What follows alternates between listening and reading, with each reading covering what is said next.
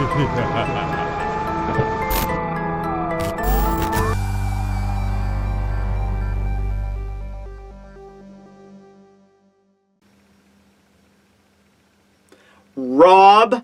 Mother Flippin' Lucci.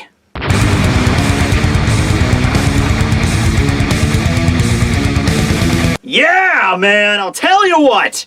Getting a lightning bolt shoved down your throat really does energize the cells. I'm so tingly right now. But no.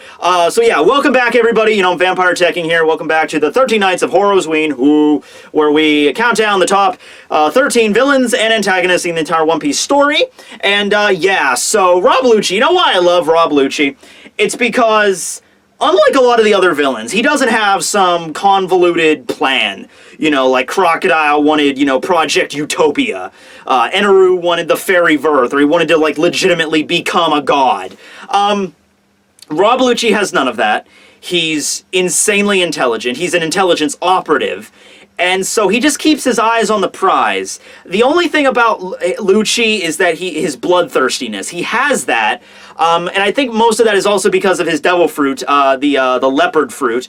It's a carnivorous zone, so even Chopper said it makes you a little bit more, you know, it makes you a little bit more violent or bloodthirsty. But he's smart enough and he's suave enough to kind of mask that bloodlust. So that's the cool, like, aesthetic about Lucci's character, is that he's this really well-dressed, kind of gentleman kind of guy who's hiding, like, he takes off the mask and he's like this, but he can't do that because he's working for the government. He's the strongest and the de facto leader of CP9, now CP0. He's part of that clique, which we don't know if he's the strongest out of CPI-0, because that has a couple of other really strong dudes.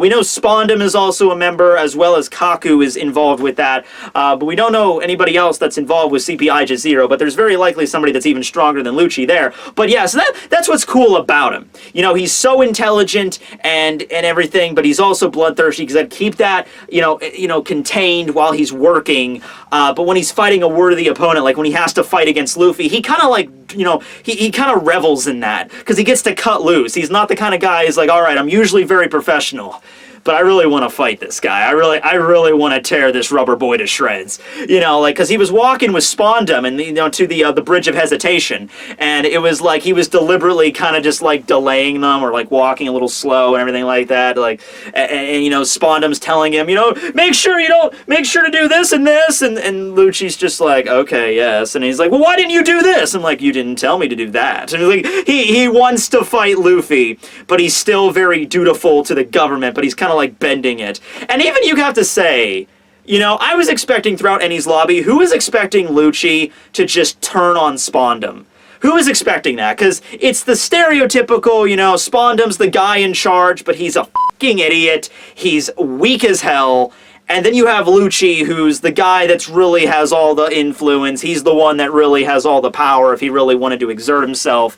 And he's just taking orders from Spondum constantly. Who was expecting Lucci at one point just to be like, shut up, you idiot! But he doesn't do it. He doesn't do it. Listen, he's very chain of command. Lucci's backstory is very dark. You know, he was, you know, a member of any member of CP's, or like CP9's backstory is going to be dark, because they were literally like orphan children that were raised by the government to basically become killing machines. You know, like they were raised on this island to, you know, master these martial arts day in and day out, learning the 6 powers, learning to have, you know, very little empathy, learning, the only kind of empathy to learn is to use against your opponent, to like infiltrate certain areas and pretend to be somebody else, and really, you know, connect with people, but then just severing those ties at a moment's notice. That's the kind of training they had. And so you didn't really have a lot of remorse from that. The only person that kind of did have some is Kaku. You know, at their time working at Galley Lao, after Zoro defeats Kaku, Zoro was like, by the way, your boss says you're fired. And Kaku's like, Polly, huh?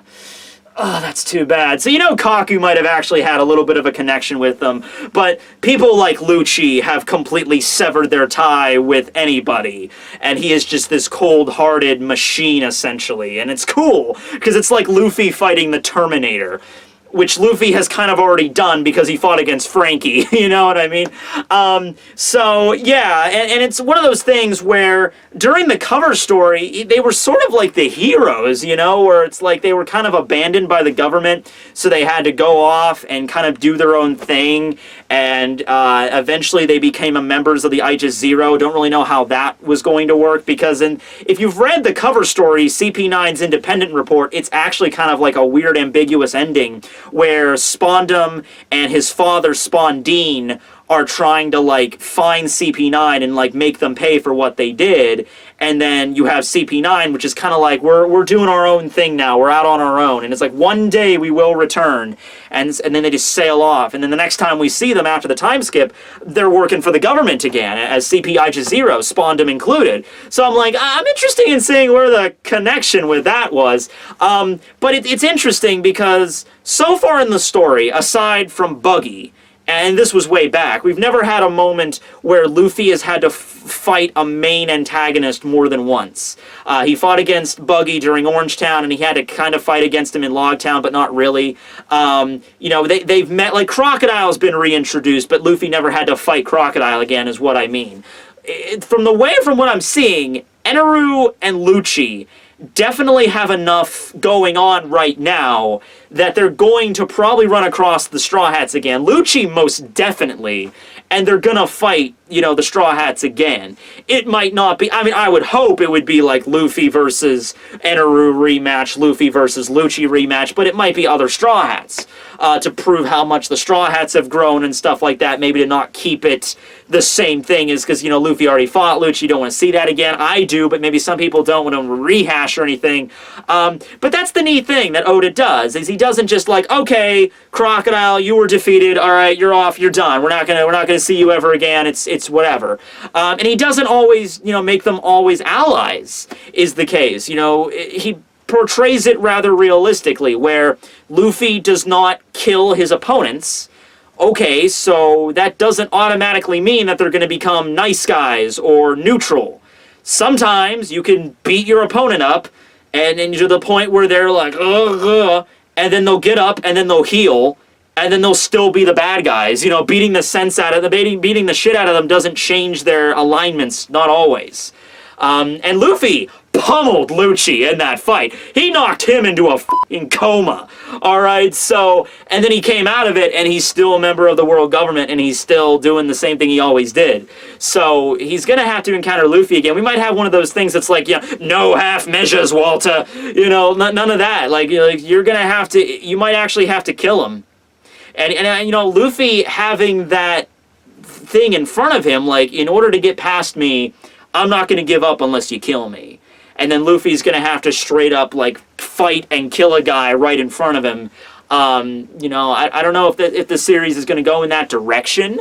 By the way, Luffy's definitely killed people before. Like, there's been scenes where he's fighting Marines on ships and knocking them overboard and destroying their ships and hitting them hard enough. Like, Luffy has either directly or indirectly definitely caused some deaths before in the story. Like, knocks a Marine into a fucking, like, steel wall. Like, oh yeah, that guy's definitely dead, you know? Like there's no way. During Impel Down, he was knocking guards into, like, the boiling, like, blood pond thing. Like, even if Luffy didn't intend to do it, like, he definitely has killed people before, alright? At least indirectly he has.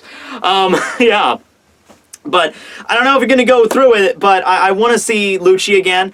Seeing him fight against Sabo, even very briefly during the movie film Gold was cool. We got to see him having you know, armament hockey and everything, so that was cool. I mean, it would all be really neat if we didn't know that the true mastermind behind Lucci's abilities and power and his drive to become, you know, like one of the strongest. It's actually not him. It's Hattori. It's his pigeon. He's actually the dark puppet master that controls everything.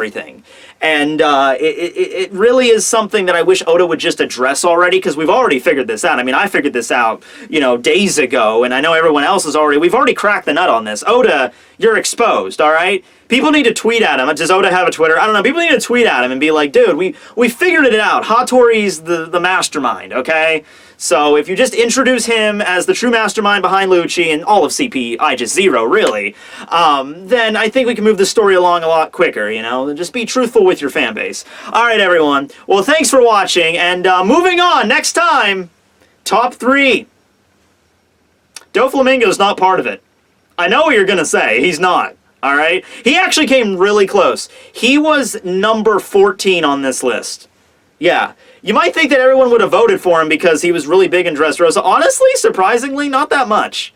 I mean, he got votes. He got, like, you know, like 130 votes, and that was it, though.